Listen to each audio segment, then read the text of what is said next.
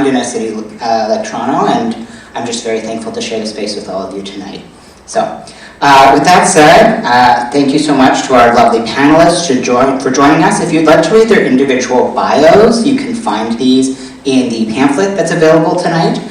We're mainly going to be focusing on a collective conversation, but to begin, I'd like to ask each panelist in order to introduce yourself, to provide a little background on your involvement with YouthLine, and including when you were a part of YouthLine, what your role was, and why you joined. I'll start very briefly to say that I was a YouthLine volunteer for, I think, 9-10 years, and then a board member and then a staff member, and then a board member as well. But collectively, I think I've done about 12 years with YouthLine. Not to mention, prior to joining the line, I knew of its service, I used it, and I had friends who I know that it saved their life. So I've felt it in so many different ways. I met some of my most precious lifelong friends, and my current co-parent as part of YouthLine. So it's an organization that means a lot to me, and I'm very thankful to be here tonight. And in case you didn't catch it, my name is Markus, and my pronouns are he and they. I'll pass it over to you. Hi everybody, good evening. I'm Nick Redman, and YouthLine, I guess it was one of those things whereby when I found out about it, I said I wish I knew about it when I was in high school, because it didn't exist then, but I got to be involved as a volunteer, not a volunteer board member, volunteer member of the special events committee, and just basically that was the way to me to help support the YouthLine without being a youth anymore. By the time, I think I was probably a youth, but not really a youth by the time I happened to volunteer with the YouthLine. And that would have been back in, I think the YouthLine was actually 10 years old when I started volunteering, so back in 2003. And it was really one of the memorable experiences for me, sort of in terms of community involvement, but also getting to do kind of fantastic things like YouthLine auction with my friends, with people who I knew on the board, with artists in the community, and kind of help facilitate some of those things happening. So I'm happy to be here. Thanks so much, Nick. Nice to sit next to you. My name is Deb Cowen. It's a real honor to be here. I go by she, they pronouns. I have the honor of being one of the people here who was involved in the YouthLine probably before many of you were here on the planet. I was involved in the founding of the YouthLine 30 years ago. So it's a real trip and a wonderful thing to be back here. Not only were many of you not here, but the internet was not here. So this actually context that I hope we can get into around what shape and form organizing took and why a phone line became so important in terms of thinking about access and space and people's ability to connect with community across distances, sometimes not large distances like communities in the inner suburbs. But getting downtown or having a reason to go downtown and being able to tell your family why you were going downtown, but then also big distances like Treaty 3. I remember the first time we got a phone call from a different time zone in Ontario, which was really shocking.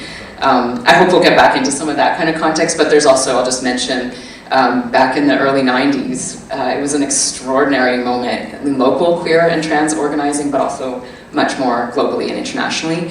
So there was just this proliferation of community building here on the backs of AIDS organizing and other kinds of early community organizing, especially queer color community organizing, Indigenous queer community organizing, and then also in a more kind of like beyond Toronto, it was like 1994, the year of the founding of the YouthLine, was also the Stonewall 25th anniversary. It was Bill 167. If you're not familiar with what that is, I'll hopefully have a chance to say something about that. So it was really, really intense, fraught, but also badass, like revolutionary moment. So it was a really, really intense time and an exciting time. But mostly I'm just excited to be sitting here among those of you who've been involved more recently and to see the beautiful directions it's gone. I know challenging also, I'm sure at times, but also beautiful. So thanks for having me here.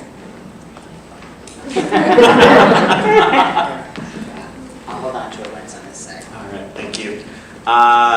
Good evening. My name is Wesley. I use he, they pronouns. I'm a member of Moose Creek First Nation, which is located at the southern tip of James Bay. It's about 900 kilometers north of Toronto. And when I think about what my relationship is to YouthLine, I started in the fall of 2018 as a volunteer, and I remember sitting in a community space at Young and Eglinton that summer, and I saw a little printout of, like, this is LGBT YouthLine, we're looking for volunteers, on a waiting room table, just full of pamphlets and stuff. And so I was sitting there, I picked it up, and I was like, oh, okay, I'll try this. I wanted to connect more with more queer and trans folks in Toronto. And then I started the lines that fall, and went through a training program, and then I volunteered for about 2 years in person at our site here in Toronto. And then, like, COVID happened, and so I was there for the transition to us being a remote service as a volunteer. And so I got to see what it meant to go from being somewhere that had a physical space to being only having a virtual space. And throughout my time at YouthLine, I also worked really heavily in supporting the volunteers that were coming through supporting the training program. And so I got to mentor a lot of the volunteers from 2018 to about 2020. And so in 2020, I joined YouthLine as staff as a shift supervisor and coordinator for online learning. And so I really tried to focus on supporting the training program for our volunteers in the last few years. And so that was kind of what my work was until about 2022, when I left YouthLine for my work now Team U. Hello, I'm Bridget Liang. I use they and them pronouns. Sorry, going over my notes.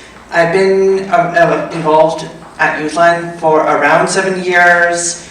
I don't remember the dates anymore. I feel like it was 2012 to 2019, but that doesn't seem right.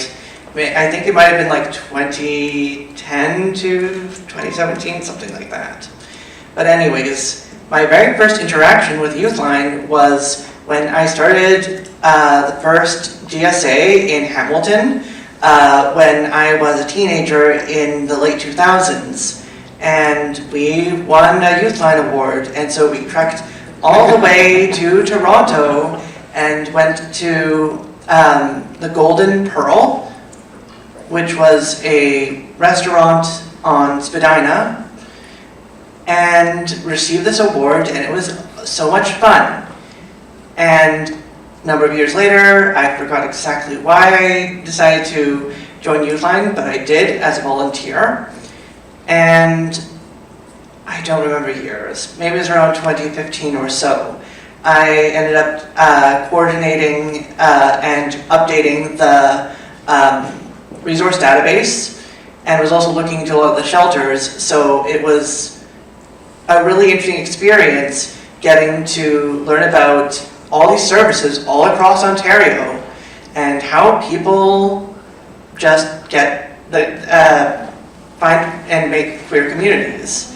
And I was a shift supervisor for a few years, for ending up doing a PhD, somewhere around the late 2010s. Yeah, that's it for now. Yeah, thank you, all of you. And I, just briefly want to speak to the fact that there's so many like beautiful connections, like right here, right now, even on this stage. Like, I either was volunteers with some of you, or a shift supervisor while you were coming up, or felt the impacts of your work on the line. And it really is beautiful how, for so long, young people have been showing up and trying to take care of each other. Like young queer, trans, and two-spirit folks have been continuing to say, we deserve to be here, and if nobody's going to show up for us, we'll show up for each other. And I think that that's really amazing. And that's often how people show up in the line, is just being on the ground, doing the work, either in need of support or doing the support work, usually both, and finding YouthLine as a space to do that and find other like-minded people.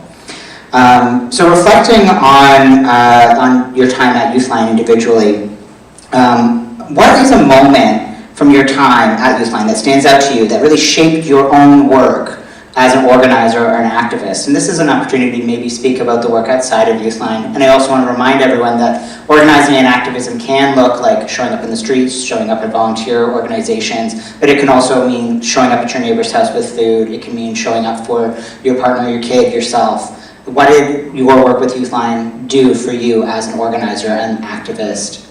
In this case, I welcome us to maybe go in again, a linear fashion, but you're also welcome to respond to each other, and for the later questions, we'll do maybe a more popcorn style.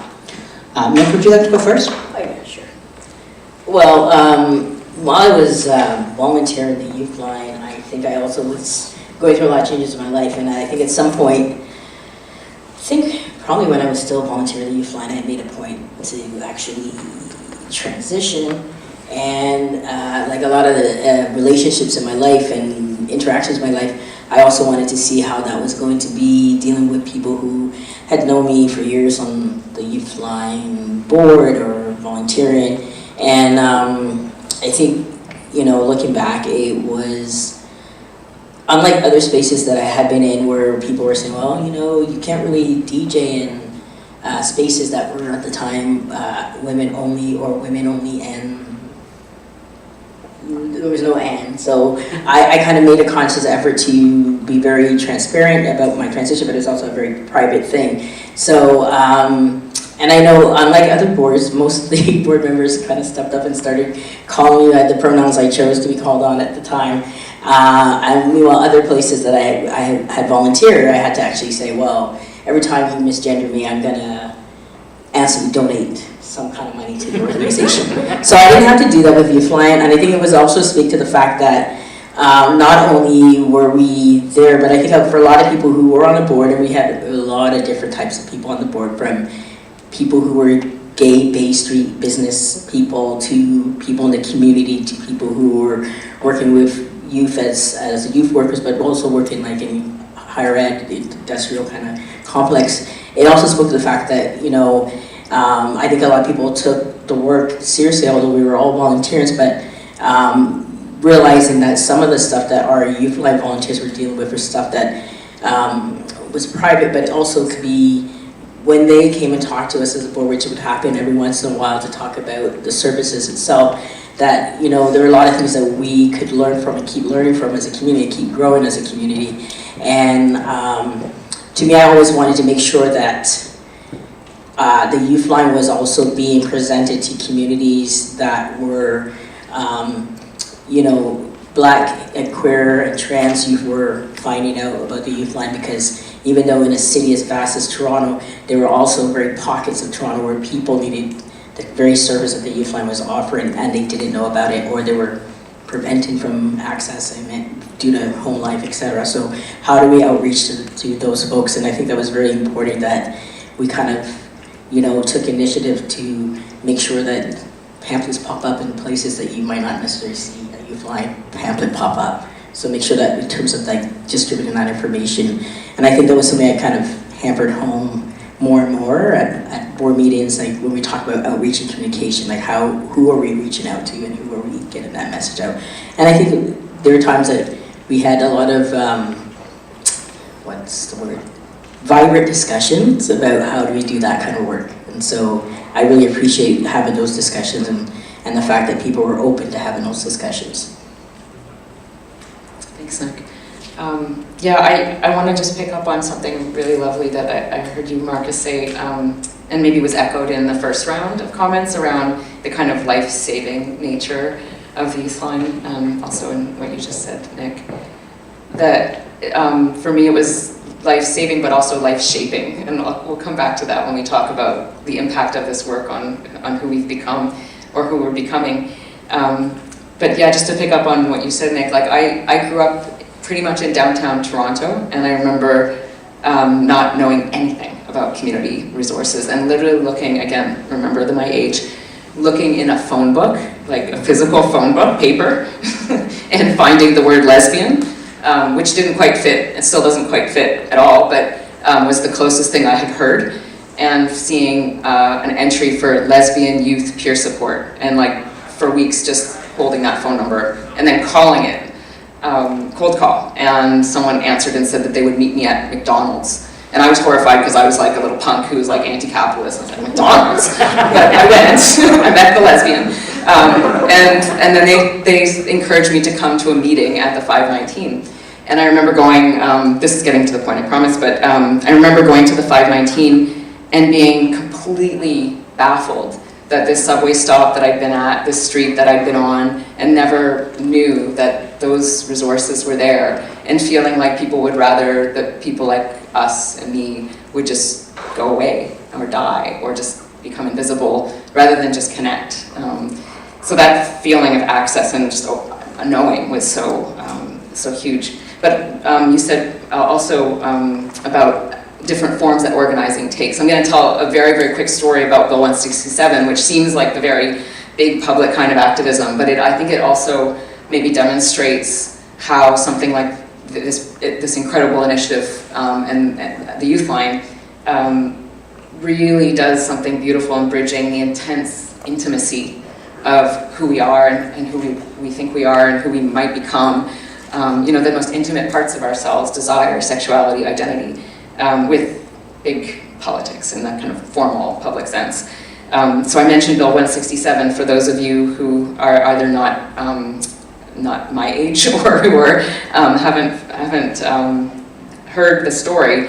The very brief version is that in 1994, the provincial government was basically the first time they were considering a bill for same-sex rights in the provincial legislature. And we had an NDP government, which was unusual, the first government that gave the YouthLine funding, so that was a good thing. But then the NDP gave a free vote, which is they didn't exert party discipline, meaning that even the NDP allowed their members to vote however they wanted. And so the vote failed.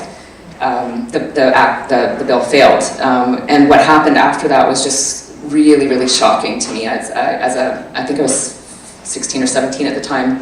And we were, a lot of us from the YouthLine, all the early founding members of the YouthLine went, but community activists of all kinds had gone to the Queen's Park, and immediately when it failed, the police, wearing rubber gloves, quite violently threw us down the stairs, and were pushing us out and throwing us out, and people were falling, and it was such a shocking scene for probably many people who grew up in communities that's not a shocking scene. It may not have been quite as jarring, but for me as a white person and as someone who grew up in downtown Toronto, it was quite shocking. But one of the things we did, the YouthLine had only been open for a few months at that point, and we kept the phone lines open all night because we knew that people would have this visceral, just that there would be a crash. Obviously there was a community kind of political crash and also a kind of incitement from that event, but there was also just such a sense of just being completely let down and being completely abandoned. And it was amazing that we got calls all night from places that we just don't know how they heard about it, like Nick was saying. I think you can return the mic to me. Sorry. It's good to on the end. We're still figuring that out, Yeah, spacing. Got it now. Wow, Dad, that was such a great story. Jimmy Gwetch, thank you for that. It was really powerful to listen to. Thank you. When I think of a moment for me in terms of my time at YouthLine, I think of when I actually got onto the lines and was providing support to folks that were either calling in or messaging us. And so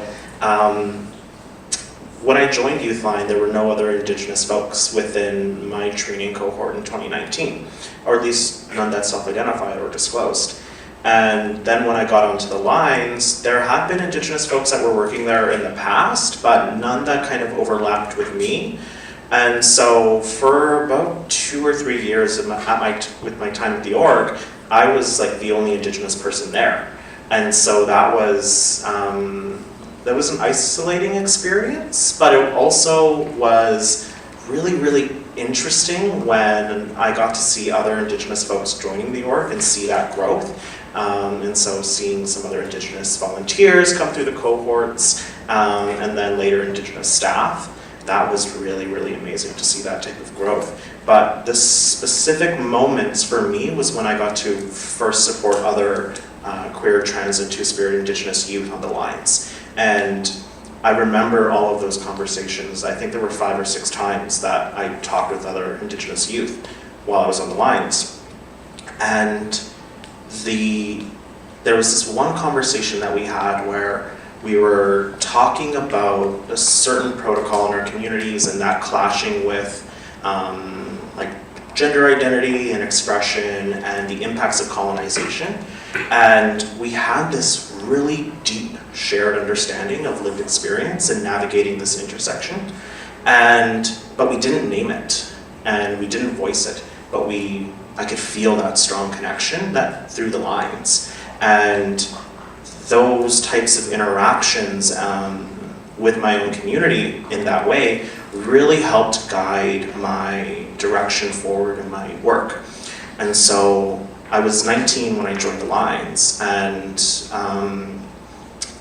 conversations like that helped me affirm my commitment to working with my own community and working within Indigenous spaces. And so I went to Teachers College to work with Indigenous youth.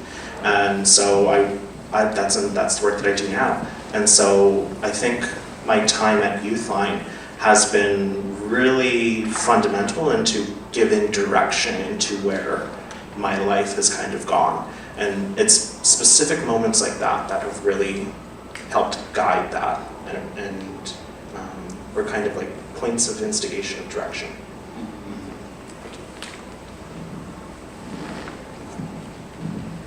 There's a lot of stories I could be telling, and one of my struggles is always trying to choose which stories are most useful at any particular time. So one thing I wanted to talk about, just based off of other conversations, when I first joined YouthLine, that was around the time I was just beginning to transition. And at the very, very beginning, I had changed names, and it had to be changed names pretty quickly. It was done seamlessly, and that was really great as one advancement that had happened since earlier times. And one of the things that was a little bit alienating for me was being one of the few trans femme people there. There were a lot of trans-masc people, many of whom are, actually everyone's wonderful. But it was one of those moments where it's just like, this is interesting. Why is there such a huge divide? There have been a few trans femme people coming into the org, not too many stuck around, and while I was here living in Toronto, I was consistently in all of these other orgs and spaces. I often ended up being the only trans femme who ended up sticking around over long periods of time. So I don't know how things have changed in the past 5+ years, but it's just something that I find interesting as some of the gender politics that happen within organizations. One thing I wanted to bring up that was really interesting was how YouthLine inspired and informed what I wanted to do for my PhD. There was a survey done by YouthLine, I don't remember the year now, but what was really interesting was that 50% of both service users and as well as the volunteers and staff identify as disabled in some way. And it was also really interesting that disability was not really at the forefront of conversations, but it was still something that was significant because of I don't remember where I was trying to go with that. But how YouthLine inspired my PhD project, and this is something I've been holding on all of these years, trying to push for to get my PhD done, is to address the issue of parents and how they can be unsupportive or ineffective in raising trans and autistic kids. And all of this stems from an experience on the lines when one day we received, I'm not quite sure which term is considered more acceptable, just due to the how social media has shaped the words that we use, even over these past 5, 7, 10 years. But it was a suicide note from a youth. And that was a significant moment that reminded me of how important it is for us to have good, healthy families. And I'd also like to say that the volunteer that saw that email or message ended up quitting that day. I never saw them again, and it was really sad. I'd like to reiterate the importance of taking care of each other, holding space for big, difficult emotions, and being able to think about how we can help each other thrive. Thank you, all of you, for your stories and your comments. You know, a theme I'm hearing across all of these examples is, as you put it, Nick, is this meeting of the public and the private, and which really is also the meeting of the personal and the political, which is truly the heart of YouthLine, right? As you said, Deb, there's these are these parts of ourselves that are deeply intimate, personal. Sometimes we hold them inside for years, sometimes a lifetime, and yet there's this organization where the intention is to hold space for other people to share those deep internal thoughts and feelings with someone who can be trusted with them. And we know we can be trusted because whatever, while our experiences with it may be different, we do know the feeling. And your comments also truly make me think about how the core part of YouthLine is an effort of community, like thinking about community as an action, as a verb, something we are doing together. And a theme as well I'm hearing from among you, and that I know in my own way, is that sometimes you are the only person in the space trying to do the thing. Sometimes you're the only person running the phone line in the service room. But just even one of us showing up and doing it means that this line sustains, means that we sustain, and mean that there can be more of us there tomorrow, which we have all personally seen. And even in times when things haven't gone right, even when times when things have failed, people have been hurt, people have been lost, those failures or those losses also beget their own actions and responses. For instance, your example of Bill 167 and the resulting, the choice to hold the line open all night, and thinking about how many more paths were able to be sustained from that choice, even in the midst of devastation. So reflecting on sort of all of those themes together, I wanted to open up to the whole panel for anybody to popcorn in. Obviously, it'd be great if we could go through every single one of you all night long, but I don't think we'll be able to. But I wanted to reflect specifically on how YouthLine has grown in terms of its relationship with Two-Spirit and Indigenous communities. Caleb, you've already spoken to this somewhat. And I'd also like to invite the panel to speculate a little bit on how the line could continue to grow.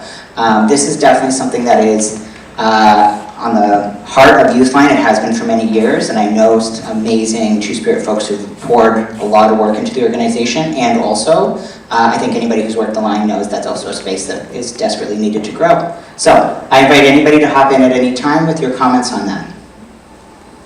Just let me know if you'd like me to pass you the mic. If no one else would like to, I'm fine with Yeah, go ahead, Bridget. Just getting my notes out again. So,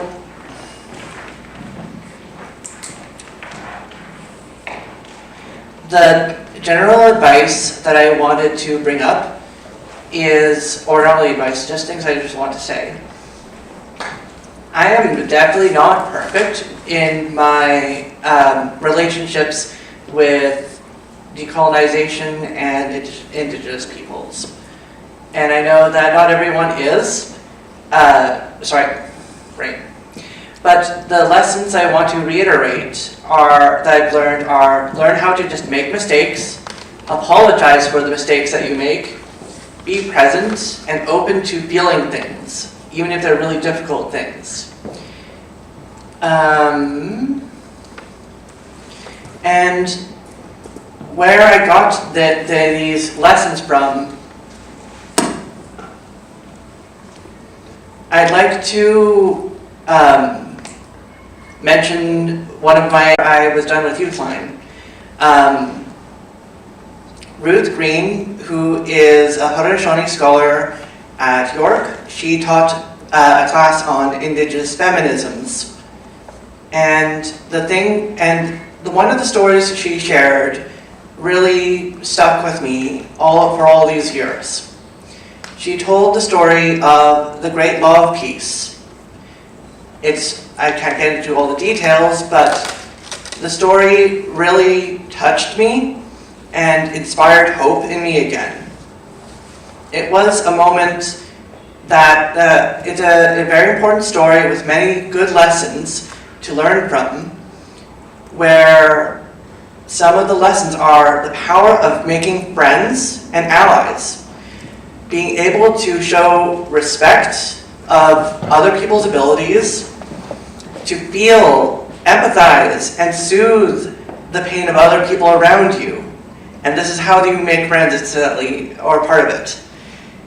And being willing to call out mistakes that people make from terrible, evil oppressors, and also be willing to offer them forgiveness so they can join as part of the community. And this is one of the reasons why I think it's such a powerful story. It's a story that is about not leaving anyone behind. And part of this process, which I still don't really understand fully, or I'm only beginning to understand, is the focus on reason over force, love over hate, cooperation over hierarchy. And these are all values I've been thinking a lot about over the past few years. And this hope. I hope for a kinder world, a more relational world, where we can actually learn about our own experiences, our own ancestors, and how they interact with each other. And also value some of this knowledge from Indigenous leaders. Because it's important. I'm not quite sure. I can't remember exactly what I wanted to say, but even going over my own ancestry and being able to connect to that. This was a lesson that Ruth Green had taught me in this class, and it helps to fill some of this void of nihilism in me. And this is one of the lessons I just wanted to impart to all the non-Indigenous people here. Thanks, Bridget. Before I comment or talk about the next question, I just want to invite anybody else to respond to the original question there. Can you reiterate the I'd be happy to reiterate it. Yeah, certainly. I was inviting the whole panel to say, reflecting on your time at YouthLine, how do you think the organization has grown in terms of its relationships with Two-Spirit Indigenous communities, and how could it continue to grow? Does anybody else want to go? Because I feel like I have a very narrow perspective in it, and in terms of like 2018 onwards. You're welcome. Okay, perfect. So I think I have this dream and vision for YouthLine and its relationship to Indigenous communities, because I did a lot of work in supporting the volunteers, and I got to see the transformation of the organization from it being Toronto-centered. And so we used to be a Toronto-centered org. supporting the entire province. And so all of the vols that were on the lines had this very specific lived experience. And sure, some folks came from other cities or other communities, but we all still lived in Toronto.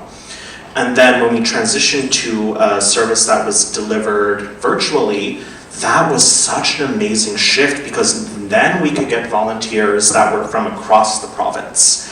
And so having volunteers from places like Sudbury, Thunder Bay, having staff in these places, and it really began to shift what the volunteer culture was like, and like the makeup of where folks' lived experiences were coming from. So we had a lot more folks that were living in smaller cities across the province and from rural communities. And so I have this vision of YouthLine really stepping into its own as a provincial-based org and really beginning to branch out into making connections with Indigenous communities across the province. And so there's so much potential there for getting more Indigenous folks as vols, as staff, and being more integrated within existing Indigenous communities.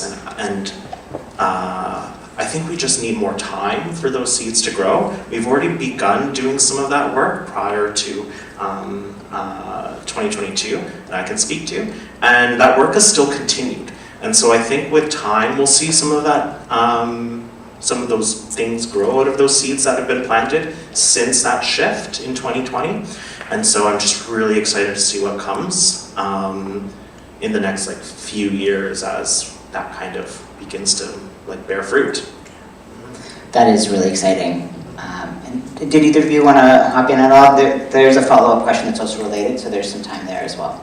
I just had I guess I had a really short answer to the original question, is that it's grown. Because honestly, when I volunteered with the YouthLine as a board member, there was hardly any, I would say, intentional outreach to grow our connection to Indigenous youth and communities. And even as somebody who grew up in Ottawa, I would say even at that time, the service was very Toronto-centric, meaning in terms of volunteers. And as well as I appreciate all those volunteers, I do know it's a very different kind of situation, even in the sense of growing up in some place like Ottawa, where yes, it's a major city now, but when I grew up, it's still very, the capital, very conservative, and also a lack of services. And even up to today, I think there's still a lack of services in that particular part of the province. That services as in-person services. So having something like the YouthLine to have people actually situated in those communities and in rural communities that can actually speak to that lived experience is really important. I think if we had a few more hours, I would. Sure, yeah. And like I said, I'm about to ask a follow-up question, so you can all also chime in a little more, but I just wanted to reiterate some of the stuff that you're all sharing. Firstly, I just want to echo the excitement from Caleb. I feel the energy rising as you talk about where it could go, and I think it's really meaningful what you shared, Bridget, about the importance of just showing up, feeling, getting connected with hope, getting grounded in yourself, and being able to continue to sustain the work. And meeting that, actually, what you're talking about with this huge shift that's happened with the organization, with the virtual change, and then how that's changed the organization from being so Toronto-centric, which was also its own special thing. And it actually really fits with this theme that we've been talking about. I know that for me, when the in-person line ended, even though I wasn't volunteering anymore, there was a little heartbreak there. It was COVID also, there's so much loss. And to lose some more was oh God. But then with every, as we were talking about earlier, with every change, even a loss, new things grow. And in fact, I think that this has become such an important, pivotal change for YouthLine that it can absolutely change the culture of the organization. And it's a very exciting thing.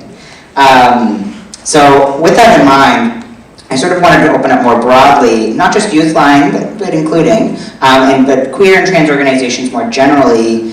Do any of the panelists here have advice or insight on what it would look like to better anchor such organizations in relationships to Indigenous leadership, knowledges, partnerships, and frameworks?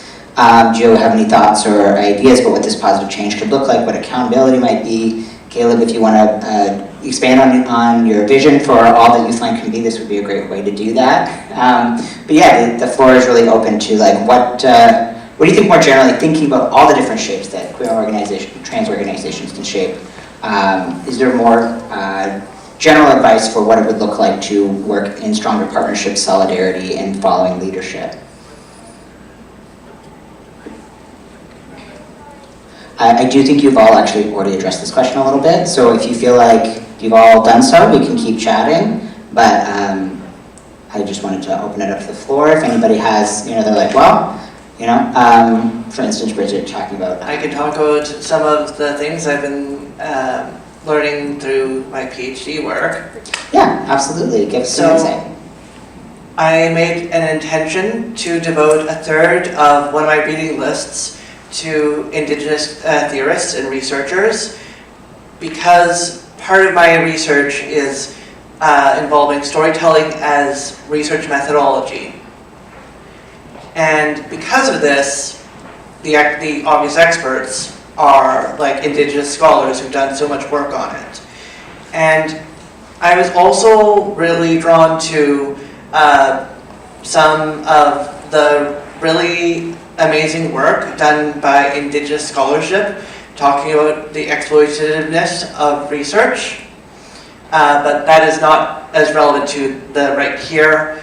I think the thing that's relevant is concept I always cannot remember completely. The 4 R's, respect, reciprocity, I always think it's reverence, but it's something else, but I think of it as reverence.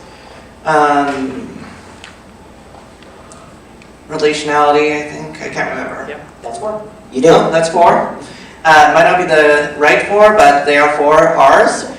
But the point of this from like an ethical, emotional standpoint is being able to move away from like this capitalist model that clearly is failing and actually value relationships and cultivating them. This is one of the things I wanted to do more of when I was in YouthLine, but too burnt out, too underpaid to function and do these things. So it's hard to do amazing, awesome work when you are just trying to focus all your energy on staying alive. So if we can actually try to make these conditions where we do the support with each other, where we create... Okay, side tangent again. I'm really interested in thinking about wealth as community wealth from a different space, but a wealth of people having wellness, health, all the things they need to live and survive and thrive, having good relations with each other, with the land, with plants and animals and spirits and just the world around us. This is what I'd like to actually see more of the queer orgs doing, is doing this work that is really, really based on how you're connected to others and growing it like plants. I'm really into talking about plants as a metaphor anyways. And maybe this is just from my perspective of interacting with a number of queer orgs in really great ways, and also ways that were not as great.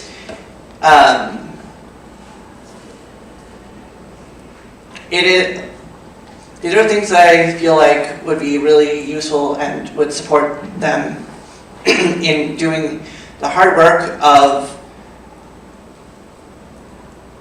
actually doing the hard work of creating community. Thank you, absolutely. Would anybody else like to chime in? I saw you furiously taking notes, Caleb, if you have any points, or Deb, you didn't get a chance to respond earlier, or Nick, if you either want to hop in.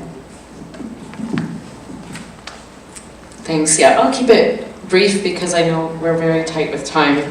And I guess I'll just say something maybe a little broader. I mean, at a distance, because I haven't been directly involved with the YouthLine for many years, many years. I think one of the things that's been really heartening, even how we opened today, the connection to Grassy Narrows. I see Kafia's in the room.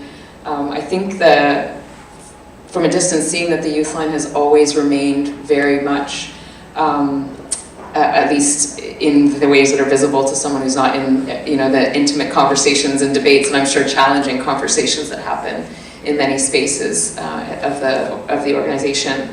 The recognition that we are multidimensional and that the kinds of just really defining political challenges that are facing queer people of color, Indigenous queer people and trans people, Palestinian queer and trans people, like that these are YouthLine issues, and making sure that that is really visible. And of course, if we're speaking specifically about Indigenous people on Turtle Island, that partnership with Treaty 3 that I don't know very much about but excites me. I have one of my best friends is an elder in Rainy River First Nation, and I'm excited to maybe hear more from them about this relationship.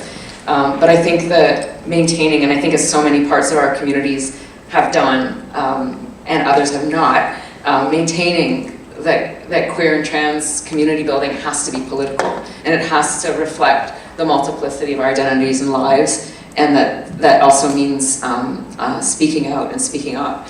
So I was really heartened with our opening today, so thank you for that.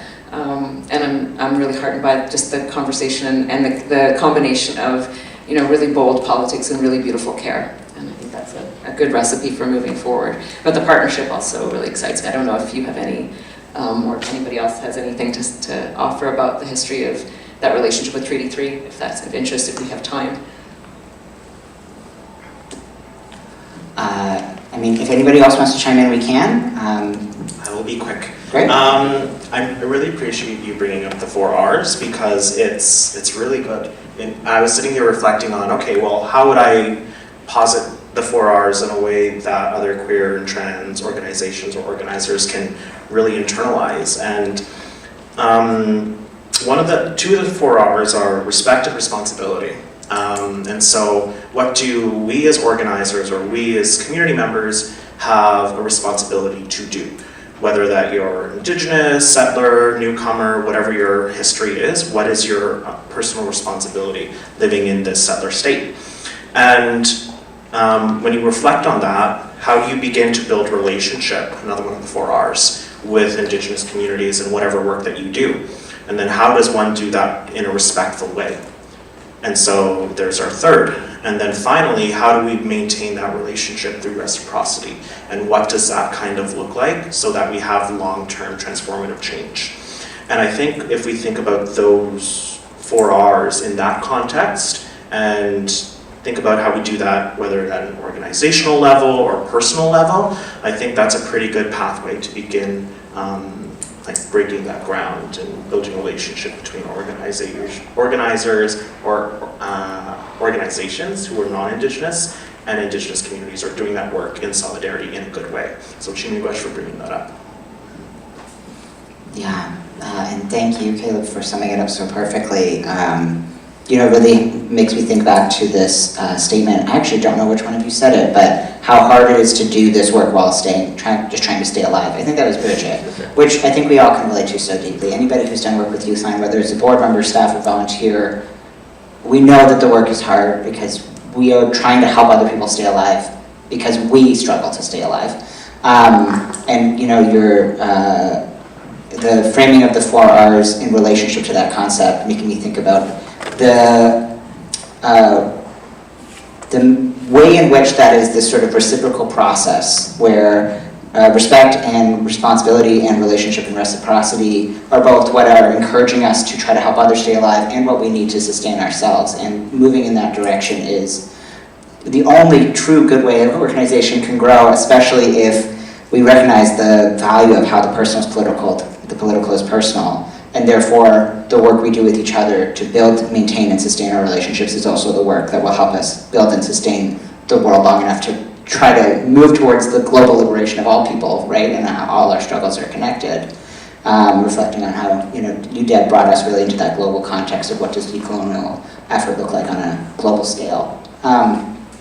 So with sort of this big picture in mind, but also like on our hearts as individuals and in community with each other, I would just like to invite everybody on the panel to chime in, popcorn style again, about what you think it would look like.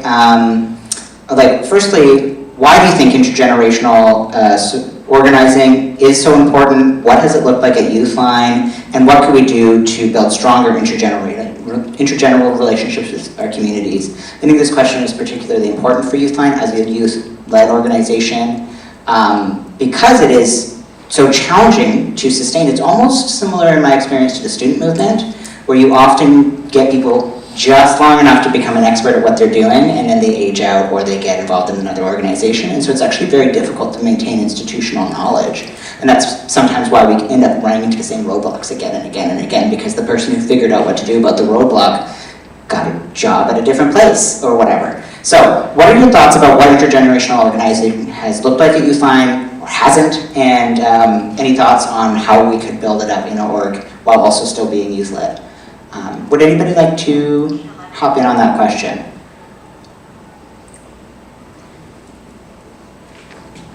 I mean, I cannot speak directly to what's happened at YouthLine now because it's been many years since I was there as a participant as far as a board member or volunteer. But I guess I can speak to just in general what I've seen over the years in various organizations I've been involved with, in that there is a bit of a brain drain that happens like with our organizations. I mean, so many of our organizations are really run a lot by volunteers or by very not well-paid employees. To be honest, because a lot of us are funded, and when you're funded, you have to budget, and you cannot pay people as much as you would like to pay them. And so what happens is, and I think you mentioned, Bridget, when you talked about burnout, that happens so much in organizations where we have great people and they get to that point where you're right, they reach a peak where they are learning and they have learned and they've reached aha, and then there's the burnout that happens. And sometimes what it means is like, it can happen, I've seen it happen in organizations over and over again, in that there's like a brain drain that happens when people leave, right, to take care of themselves. They leave to move on to other things, and then you have to get another set of people in to train and volunteer, and it's a cycle. And so what I would like to see is, obviously, when we reach a point in organizations where people are feeling that this may be a time for them to exit, like how can those people still be involved, not necessarily as tensely as they are, but maybe as mentors or as people who can be called upon if they hold a certain body of knowledge to participate in key workshops or key training later on, or some aspects. So for instance, I think at one point when I stopped being a board member of the YouthLine, I did continue on in a capacity of being involved with special events, so that when we had something like a fundraiser coming up, our YouthLine, that's where I could put some of my energy and time into it. And also, I've been in other organizations where it has been good to connect with people who were there before me, because those people have such a vast body of knowledge that I was able to learn from and able to share. And so sometimes in our community organizations, we often reinvent the wheel when other people had the wheel, so they just need to maybe give us the wheel, the whole. Thanks, Nick. Like you, I also haven't, I'm not intimately familiar with the very recent workings, but I mean, thinking back to the very early days, it wasn't just the YouthLine that was intergenerational. I mean, when I was coming out into the community, it was very small generally, like the community, it was just very small, but the youth community was incredibly small. I mean, even as it was building, and there was a lot of beautiful organization building, infrastructure building, social, building fun happening. And even like, I remember we went, Lesbian Youth Peer Support, this was a little before the YouthLine, went on like a trip to New York, and Kristen Longtown was one of our, to me, was an older generation. She was 19 when I was 15, right? So intergenerational. But we went to New York and we met with a place that's called the Hedrick Martin Institute, which had a high school, like a queer high school, and we were like so jealous. But we, it was this really amazing opportunity to to build and learn. But even within youth organizations, we were, I think, quite intergenerational in the sense that like how a 15-year-old is engaging the world is quite different from a 23-year-old. So when we started building the YouthLine, there was a necessity to be intergenerational, but all of my social life at the time was deeply intergenerational because, you know, we were sneaking into bars, right? As teenagers, like everything was intergenerational by necessity, and that was one of the biggest gifts of being in the queer community. Age is a really particular one, I'll come back to that in a second, but I think it's a much wider feature of the beauty of what queer community and trans community can be. I'm not saying I'm not trying to romanticize, but the fact that it is like people get thrown together from so many walks of life, so many different experiences of the world, so many different knowledges, challenges, skills, talents, all of that. It reminds me actually thinking back to a dear friend from near your community, Donna Ashamok, who's Cree from Treaty 9, Moose Factory First Nation. She encourages me to share this because it's very beautiful, and I share it in my class too, but she says everyone is brilliant to something, right? And when you think of that instead of the kind of standards and norms, I think one of the things I learned profoundly in these communities that we're thinking about tonight is exactly that, is really taking difference as a gift, right? Specifically thinking about age as one of those things that is different, I think was extraordinary, and the number of older people, and again, it was like a spectrum, not a binary. I've been involved, as some of you know, with the encampment work at U of T, and sometimes it was like students versus faculty. It almost came to feel like at times. But my experience with this kind of work was always so much more like spectrum, which I really loved. And I think that, you know, the specific learning from people who had built other kinds of phone lines, specific learning from people who'd gotten government grants, specific learning how you actually, like, you know, train volunteers, all that kind of stuff happened. But I think even the category of youth we noted at the time was growing and changing, and that was really interesting and complicated as well.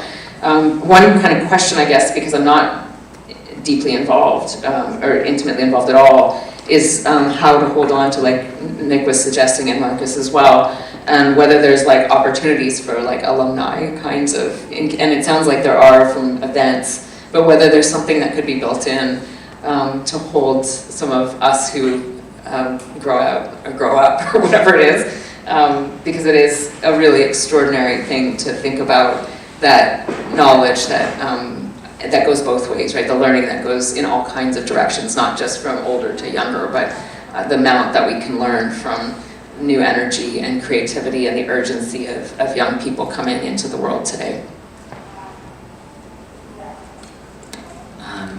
I have about 2 more questions for you. Do either of you want to make like a short statement on that one? I'm just mindful that we want to make sure there's time for Q&A. So I have 2 more questions on the panel. I'll be very quick about a thing. You go quick. Sorry. It is really important to have these kinds of conversations, being able to sit with differences of opinions and the way things have to change. Like, one of the interesting things that happened when I was a youth, the older generation of people in our communities were absolutely upset by the word queer, and it was a word that we used to reclaim for ourselves. And then I find myself on a Discord of all things, instantly banned for trying to talk about dyke history. Generational differences. It is funny that way. I got some people very mad at me in my TikTok comments because I was talking about dykes on bikes, and they said, "You're not allowed to say that word." And I said, "The Dykes on Bikes like won a lawsuit for the right to have their name of the organization." It's an empirical fact. I'm gonna call. It's a capital letter. This isn't proper noun. Anyways, it is funny how that is though, and those feelings are coming out of nowhere. I'm not trying to dismiss the fact that that is a very real and visceral reaction, and it is actually a really good example of what it's like to build empathy for what it must feel like in the other position. Because yeah, I remember coming up being like, "What do you mean you don't want me to call you queer? Like, isn't that such a great umbrella word for everyone?" I was actually talking to like an older straight trans guy who was like, "I am not queer, don't call me that," for so many reasons. And I was like, I don't understand this. I was like 16. So, but reflecting on what you're saying, you know, what I'm really hearing about is this like value of maintaining relationship and what that can look like, and also knowing that we don't actually all know yet. I will like briefly point out that we managed to get all of us on the stage together, and we here represent like the journey of YouthLine and what is to come, and I think that's really exciting and cool, as does everybody here in this room. So when we think about what sustains activism and what sustains a movement, I just wanted to invite any one of you to comment on thinking about the type of activism and artwork that you've been involved in your life, in addition to YouthLine. I was wondering, based on your experience working across these different movements, what do you believe, maybe you can give like a 1 or 2 word answer, sort of the value that you believe is meaningful on how we can build intersectional and sustainable movements. You are not actually contained to 1 or 2 words. I'm just encouraging you to sort of think about a theme for your statement. But yeah, what would that look like? And yeah, how do we build intersectional, sustainable, interconnected movements? Does anybody want to comment on that? Caleb, if you'd like to go first, you didn't get a chance to respond to the last question. Yeah, I absolutely have something that I can say to this. I was thinking and reflecting on some of my experience working with Indigenous young folks this week, grades 6, 7, and 8. And so they're about 11, 12, 13, and I was working with this one youth, and they were having a really rough week. And today we started, we're doing our regular activity that we've been doing all week, but we started, one of my co-facilitators started with a song. And so she brought out her drum, and this youth started drumming with us. And she took the lead, and it really kind of made space for her. And we were all singing along while we were kind of doing this, and it was like the best week, or the best day of the week that she had had. And so what that told me was we brought joy to this moment of difficulty for her, and we brought joy into the work that we were doing. And I think this idea of bringing joy into our work is really transformative and powerful, and can really begin to reach that point of sustainability. How do we bring joy into this work that we do? That's such an excellent point, thank you. Would anybody else like to make a comment? I'm sure you all do. Yeah, go ahead, Bridget, please. Bridge the empathy gap. Great, that's my next tattoo. I guess kind of rolling with that is that remember why you first decided to do this, whatever endeavor, because sometimes when you're in the thick of things and it might not be going well, it is really important to sort of recycle or revisit that moment and why you decided to be where you're at and why you're doing this. So I'm going to try and keep to the very few words, so I'm just going to quote a neon art piece from Bruce Nauman from the 1980s. It kind of picks up on Caleb's point. Run from fear, fun from rear. That's beautiful. Absolutely, and to stick to my own rule, I'll say very briefly that, all of our comments and these questions about how do you sustain, how do you maintain, truly there's this underlying question of, what made everybody show up in this room today? Because you care about the people here, you care about the work, whatever it is, finding that purpose, not just being motivated by fear, not just being motivated by dread, but also being motivated by something sustaining that fills you up and makes you feel good that you're in the room. Doesn't mean you feel good all the time, as we've been talking about, but that we make space for joy to be possible. So reflecting on your time at YouthLine and other work you've done in the community, so how do you feel like the needs and concerns of queer, trans, and two-spirit youth have changed, or maybe not changed, over the duration of YouthLine? And what do you think that means for the type of work we need to do today? We've already talked a little bit about how the line has changed so much from a hotline to a chat line, from in-person to virtual, and in so many other ways. I will acknowledge we're probably all old fogies in perspective of some of the people who would still use the line, so we probably don't even know what the youth today need half the time, but I invite anybody to reflect on, if you can't speak to maybe what the youth need now, which maybe you can. You can also think about how, like, reflecting on the time in your life when you first showed up at YouthLine as a young person, how different that must be from how kids are showing up now. Well, I mean, I can't really speak. I can speak to the fact that when I came out, which was in high school, and I won't date myself by saying how long ago that was, but I'm now a dad of. It probably was a decade before you came in high school. But anyway, at least a good decade. But I'm now a dad of a 13-year-old, and one thing I could say is that, you know, at the time when I came out, I wasn't really thought to bring my whole self. You know, I was coming out as a queer person, maybe trans person, but to be honest, at 14, that wasn't even in my vocabulary. And so, I would think that I'm hoping that now, people who are younger, depending on how you choose to identify, and that also can be a very, that can be a very fluid thing over years, of course. But one thing I do know with my 13-year-old is that a lot of the time, and she hates, and she identifies as she hates when I say as a product of queer spawn, because she's like, oh, it's so icky, Dad. But anyway, it's just something I say to annoy her. But anyway, one of the things is that I'm very much cognizant of that whoever she is identifies as this time, this is the whole person that she's bringing.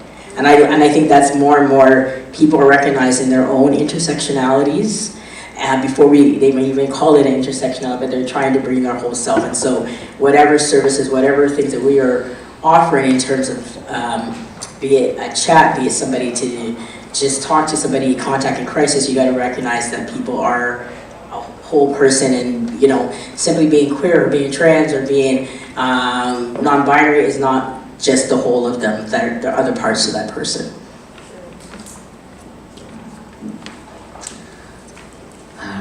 Would anybody else like to speak to that topic of how things changed and how have they not changed for the young people today accessing the line? No? Right? Well, I think, Nick, you said it all, and I have to agree with you on it. I think that, we were talking about how sort of in the early days of YouthLine and in sort of that era, I was a 90s baby, so I didn't even really get to see the 90s, but I remember of them in the early aughts. I was out like at 5, so I was in the queer world, but as a baby. But this point we were making about how there was something sort of special about the community being so small that there was this like true close-knit network. But also when it can be so small, it can be hard to be seen as all your whole person and to find people who are like you. I think you've all shared that feeling of being the only one in the room sometimes, and how that can be tricky. So that's a really excellent point. I just wanted to add that as a youth growing up in Hamilton, the community was really small. Like, we saw each other all the time, and it was actually really very much like a community type thing. And that was in such a stark contrast to Toronto. Like, I still have a habit of whenever I see like a queer couple walking down the street, or a trans couple or anyone who's trans walking down the street, I just light up because it's still really special to me. You did a nod. Yeah, we all do it. I go and grab my husband's hand like, look, we're here. Yeah, it's true, and it is actually funny how the world has gotten so much bigger, and the virtual shift of YouthLine, as we were talking about, has changed it so much, but actually the access to virtual space does return it to this sort of intimate level that, you alone in your room with your phone can really get to a place maybe that would be tricky to find otherwise. So this is my last question for you before we open up to a Q&A. I'd like you all to just briefly reflect and share, if you'd like, what has changed and what has remained the same in terms of the dynamics and conditions of organizing here in Toronto and across Ontario over time. Specifically, you've all engaged in different types of activism, art, queer family making, queer community work. What implications does it have for 2SLGBTQ plus youth today who are engaged in grassroots organizing and activism, like these conditions that we're under right now? I'm sure we can all think of about 500 terrible, urgent things that we should be going out and dealing with immediately. Do you have any advice for youth here now on the ground trying to do the work? I could start with one small thing just off the top of my head. There are so many things. There's this one song, I forgot, it's the internet song. It just goes, a little bit of everything all of the time. Tragedy is boredom is a crime. Everything all of the time. And it's just basically about the internet, how there's like everything that you can imagine on the internet. And this is what the world that we had given to the younger generations, of having the world at the tip of their hands. And as someone who was going through all of the social media burnout, there's so much going on. We could be involved with, there are so many things that we could be involved with. It's important to find the things that you're involved with, support those things, and also be open to how you can work and synergize with other people and the things they're involved with. Like, one of the things that was really cool when I was during my undergraduate degree was the Indigenous Students Association came to our space, the queer group, and wanted to host a movie night together about like Indigenous queer people, and that was really awesome. And from that moment, we started to cross-pollinate between our groups, and it was like really good and healthy and cute. Absolutely. Would anybody else like to make a comment on this? Yeah. Advice for the upcoming generation? I think maybe it's advice I tell myself too, so it's maybe just broader advice, but also certainly for younger folks. I think we're in a moment that feels and is for many people very apocalyptic, right? It's a really, really hard time, as we know, and unevenly so. And there's nothing new in that, but it maybe feels more and more overwhelming. I guess thinking about coming here tonight, literally 30 years later, I guess the quick thing I would say is, like, meet the emergency with infrastructure. I never imagined, because it felt apocalyptic then too, and if you were living with or had kin that were Indigenous or Black or Palestinian, or life was very, very traumatic then as well, so that's not new. But I think what is kind of hard to believe is that time passes, and when you build things, they can grow. I mean, it sounds so basic, but it is a really baffling thing. It feels so strange to think back to 30 years ago and try and I see some of the pictures that are circulating out front in the books, and some that I have in my own home, and it is.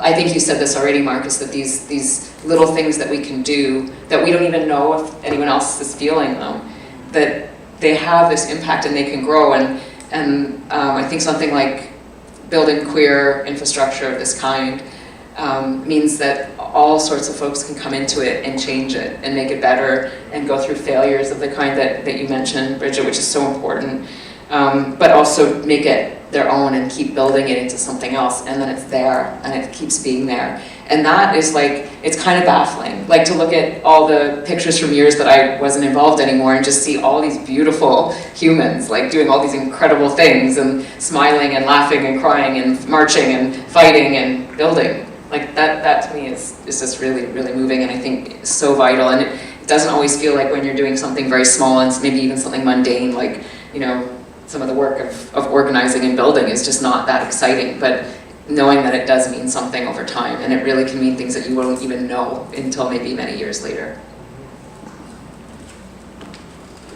Could I go? Absolutely.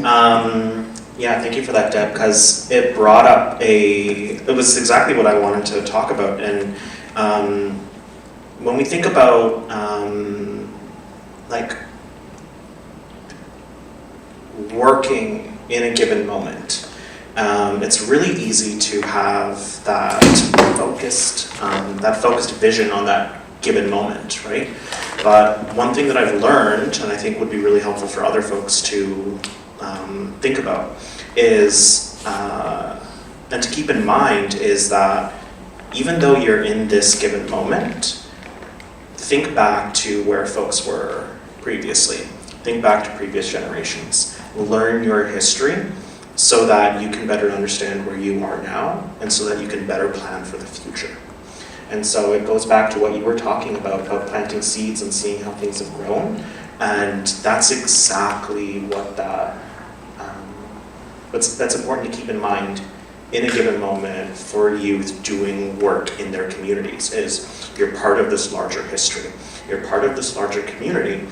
And the work that you do now has the opportunity to actualize transformative change in the future. And so that is something that brings me a lot of comfort in working within Indigenous communities, right? Because if I think back to my grandparents, they were all in residential school. And if I think back to my parents, some of them were in day schools or other things like that. And then I think about my experience in education. Now, what is the experience of the next generation in their education? And so if we have that generational lens to this work, we can really have transformative change, and it shifts the perspective of the work that we do.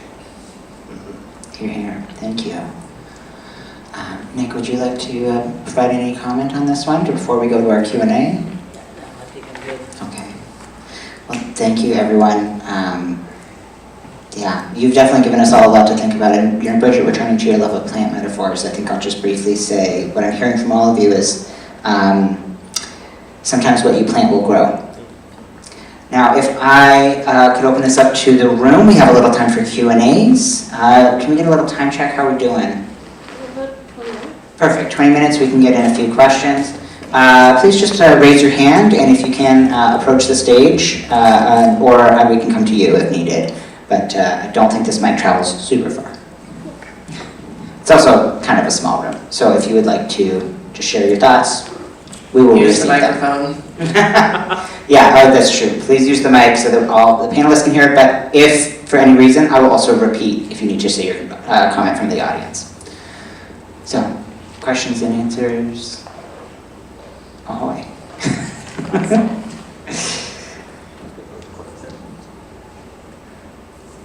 Yes, please. Would you mind coming up to use the mic? Thank you. Bridget's on it. This is the first time I found myself here, in more spaces that I relate to. And so the question that I have is, I struggle with kind of the intersectional aspect of it and prioritizing other areas of my life in terms of like being Black, and I've kind of put other aspects of myself in the back, I guess. And so how have you guys prioritized more like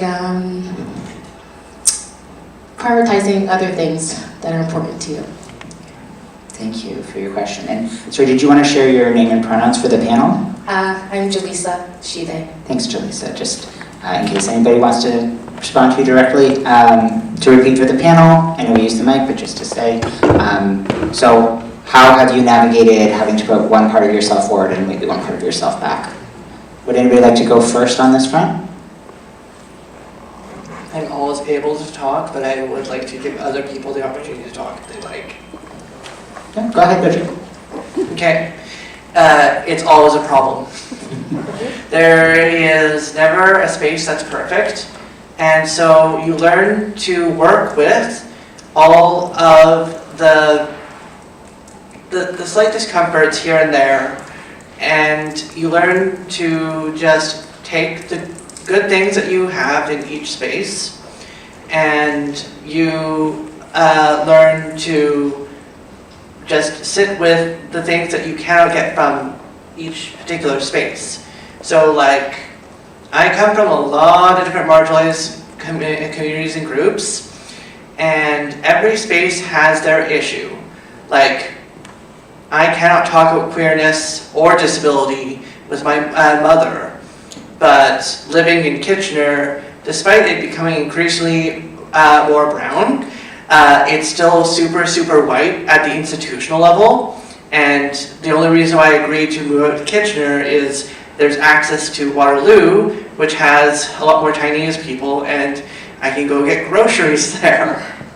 But you always live with all these little discomforts, and you just try to figure out how to balance all of them. So like, I have my disability spaces, and I have my queer spaces. I have my spaces with people who are Chinese or adjacent to Chinese people. And that's fine. It's something I can sit with and accept. Anybody else like to comment on this? I guess in terms of going into spaces and not being there, or not that space not providing everything for you. I guess one of the things I've learned over time are just, I don't know, after a while going into spaces and feeling, oh well, this doesn't have the whole of me here. I decided instead of taking parts of me to it, is take the whole person to the space. And that means for me, in that whatever space I walk into, you get what you get, and that's me. And so that means that if I walk into a queer space and they're not ready for a black, queer, Asian person, well, too bad, I'm here. And it's been challenging, but what it means is that I get what I get out of it and what I need from it, and I realize that's why I'm there. I'm not there for them to welcome all these parts of me, because in actuality, they probably cannot. But I'm not going to leave any part of me behind just to be in that space. So I have that space, I get from it what I want, and if I'm not getting from it what I want, I don't have to be there. I can leave. Or if I feel like it's worth it, I can try and change it so that it sees all parts of me. But again, it is a choice that you made, and it is something that over and over time, when I've gone into spaces and I felt that I don't feel that anymore. I don't feel like I have to leave part of myself behind. And I guess that might come over time of having to navigate those kind of spaces, but it's also realizing that if I leave part of me behind, I'm definitely never going to get what I want from these type of spaces. Thanks, Nick. Just briefly, I mean, my partner's a black woman, and like a fabulous, wonderful, beautiful woman, and very fortunate. And she just identifies as black. She doesn't identify otherwise. And for her, that is capacious enough, which I think is one really fascinating and wonderful answer. I love how you answered. I think I was going to say, I think for some of us, like humans, I mean, like the only places I think I feel like really fulsome is with my dog, you know? Like, there's those of us who fall into those categories. But I think the more serious answer that I was just going to offer, just on how hard it is to feel like you're in the right places, and as someone who is usually not in queer spaces and trans spaces, like I work at the University of Toronto. Well, there's obviously tons of queer and trans people everywhere, but a lot of the political work I do is not specifically in queer and trans spaces. But what I would say is that good friendships, like, always matter. The kinds of relationships you build over time. We've talked a lot about relationships. Those friendships anchor you no matter where you are. And I think going into those complicated spaces that don't feel like they hold all the parts of you well, with the courage and integrity that Nick suggested is incredible. But then also knowing that, you know, after a long day, you can fall into the arms and company of people that get you, even if they're not getting you in exactly the same categories of identity that you see yourself in. That to me is extraordinary. Caleb, do you want to reply now? Okay. Well, thank you. Honestly, three very different answers, but I think what the core principle I hear from all three of you is that when you find that security in yourself, and you find the people who you can trust with all of who you are, even if they are not all of you, then you can choose when and how to share your time and energy. Would anybody else and thank you so much for your question. Does anybody else want to ask a question to our panel while we have all these brilliant minds in one room? Yes, please. Okay, I'll do it this time, Bridget. Thank you. Thank you. My name's Hanan. My pronouns are she, her. I just want to say thank you very much for sharing your perspectives and your stories. I really appreciate it. And hearing about these past 30 years, I can hear how much it has evolved and changed and grown. I just want to know, like, do you have any, like, what wishes do you have for this organization to evolve even more? Personally, yeah. Thank you. Fantastic question. So, wishes and hopes and dreams for how this organization can continue to evolve and grow. Caleb, you didn't get to go to the last question. Did you want to hop in first, or do you need a minute to think? I'm going to think. Okay.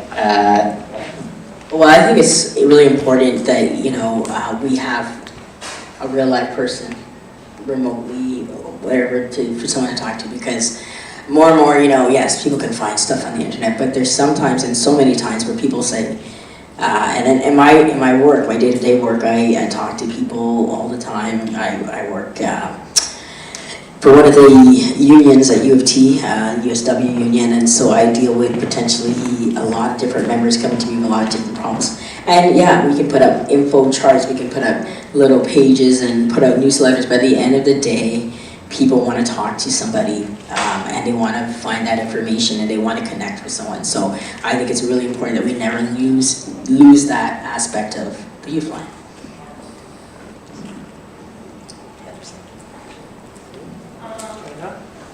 Yeah, I can go. So wishes for YouthLine to grow and evolve. I think one of the things that I would love to see is, and one thing that I was always really sad about when I was on the lines was when we had to redirect chatters. And so we're a provincially based org, and so one of the things that we do as part of our, the service that we provide is you kind of have to be an Ontario resident. There were ways that we could get around it, but it was an Ontario-based service for Ontario residents. So that meant that if we get a chatter or a caller come in from Manitoba or Quebec or anywhere else in the country, it meant that we would have to redirect them to another service. Or if we did it on an international scale, if someone was from the States or overseas, we have to try to find things that we can redirect them to. And my dream for the org to grow and evolve is for it to sustainably grow to a national organization. That was just something that I have in like my little core, is that there's some way or somehow that we can bring the beauty of LGBT YouthLine to a national level. And that is something that I don't know how we get there. I don't know what that would look like. But that's a vision and dream for me for this organization. Plant that seed. Yeah. Next stop the world for sure. Does anybody else want to chime in? I could just add one thing. It'd be great if YouthLine got more funding. I remember some of the conversations in the service room back in the day when we had conversations about Kids Help Phone and how much more funding they get. And I famously have talked about over the years how I survived on $10,000 a year plus whatever I can get in gig work. That was working at YouthLine. It wasn't bad for a part-time job, but that was my primary source of income. So it was very difficult and to just get by, and it'd be great if we could have the capacity to have had things like supports for shift supervisors at that time, as well as like making sure everyone has enough to support themselves and feel that they can thrive while involved at YouthLine. These are the dreams. Here. Hey, that's like we were saying. You never know which dream, if you work towards it, will be the one that you're looking back 30 years later saying, oh my God, I can't believe I helped make this happen. Absolutely. And just to reiterate, what I'm hearing is don't replace YouthLine with an AI chatbot. Give us money, help us get real big and support everyone, because yeah, redirecting chatters is brutal. Yeah, and there's so many millions of ways that YouthLine over the years has been changed big and small by every single person involved with it. I think we're probably reaching towards the end of our time together. And so just with that last point in mind, I'd like to invite each of you on this point of the value of hope and joy and relationality to share with us one example of change, resistance, or community organizing that is giving you hope and energy today. And why don't we go down the line of the panel in reverse? We could start with Bridget and then come back this way, the inverse of our check-in. All right. One of the things I find absolutely interesting is the vast number of queer and trans people who are now turning up to be autistic, and just the language of neurospiciness it just gives me life. Oh God, I'm dating myself. Yeah! Great. Anyways, and the future is disabled. I'm just going to leave it there. Yeah. Caleb, do you feel comfortable going next? Yeah. I think I was revisiting the question, and I think one of the things that really brings me joy, brings me hope, is I know this from my own community, like as an Indigenous person, that we're in a massive time of change for our communities. And we went through massive times of change and activism in like the 60s and 70s as well, but we're in this resurgence now where we're seeing ceremonies and culture be integrated into our communities in a way that has never been done in like the last 60, 70 years. And so we're really beginning to dismantle some of the work of settler colonialism here in Canada. And I get to see that every day. I get to see Indigenous kids like learning song, learning ceremony, speaking the language, learning their culture. And it's those acts of resurgence that bring me the most joy. And I think other communities tap into those at different times. But that's something for me that's bringing me joy. It's these acts of resurgence. Hell yeah.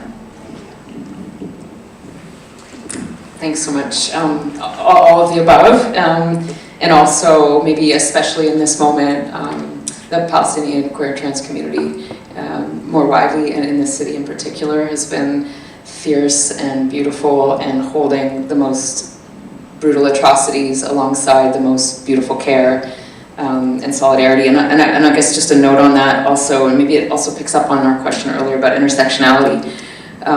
The kind of wider community that's come together to support Palestinians and Palestinian rights right now, even when it's not named as queer or trans, is often queer and trans, very, very much. So I'm part of a network, a coalition called Jews Say No to Genocide, and almost all the organizers are queer and trans people, queer, trans, non-binary people. And I think that's true. I mean, Kim Tallbear, among many, many others, have noted this in Indigenous struggles, that queer, trans, and women and non-binary folks are always at the leadership and in so many movements. In Indigenous communities, I think we see that so much, that some of the boldest work that's being done, whether or not it's named queer and trans, is often being done by people from our many complex and beautiful communities. So I think that work, I could say, just flag generally, but maybe specifically in this moment, our Palestinian kin.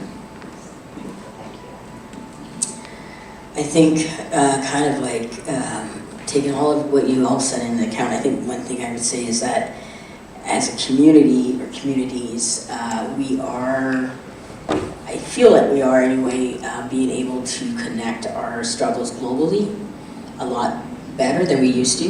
I'm hoping that I'm just not seeing that. But when I look at it, and I see that as something that's always been really integral to my being as a person, meaning that we, just because you are in this corner of the world, do not forget that other people in other parts of the world are struggling and that we are all connected. And so I think that that is something that we have to keep growing, and we have to keep supporting each other and our different communities all over the world. Thank you all so much, and I will say my final answer to this question is what is bringing me hope and energy is getting to spend this wonderful time with all of you and everyone here. Thank you to everybody who set up the chairs, put up the food, sat, listened, asked questions, participated, ran the camera, did the interpreting. Everyone, thank you. And everybody watching online, we see you and love you. Thank you so much.